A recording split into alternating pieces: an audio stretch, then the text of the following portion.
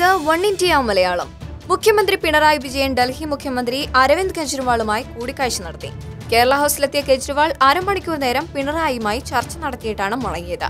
ദേശീയ തലത്തിൽ BJP വിരുദ്ധ സഖ്യത്തിന് നിതീഷ് കുമാർ അടക്കമുള്ളവരുടെ നേതൃത്വത്തിൽ തുടക്കം കുറിക്കുന്നതിനിടെയാണ് പിണറായി വിജയൻ കെജ്രിവാളുമായി ചർച്ച നടത്തിയത് എന്നതാണ് ശ്രദ്ധേയം. BJPയെ തടുക്കാൻ കോൺഗ്രസുമായി യോജിച്ചു പോകാൻ കഴിയില്ലെന്ന് ചർച്ചയ്ക്ക് ശേഷം പിണറായി വിജയൻ പറഞ്ഞു.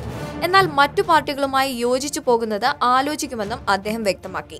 രാജ്യത്ത് ഇപ്പോൾ നിൽക്കുന്നത് ഭയത്തിന്റെ രാഷ്ട്രീയമാണെന്ന് കൂടിക്കാഴ്ചയ്ക്ക് ശേഷം അരവിന്ദ് കെജ്രിവാൾ പറഞ്ഞു. കേന്ദ്രത്തിനെതിരെ ശബ്ദിക്കുന്നവരെ നിശബ്ദരാക്കാനാണ് ചിലരുടെ ശ്രമം. കേരള മുഖ്യമന്ത്രി പിണറായി വിജയനുമായുള്ള കൂടിക്കാഴ്ച പുതിയ തുടക്കമായി തന്നെയാണ് കാണുന്നതെന്നും അദ്ദേഹം പറഞ്ഞു. ഇരുവരും മുഖ്യമന്ത്രിയായതിനു ശേഷമുള്ള ആദ്യ കൂടിക്കാഴ്ചയാണ് കേരള ഹൌസിൽ നടന്നത്.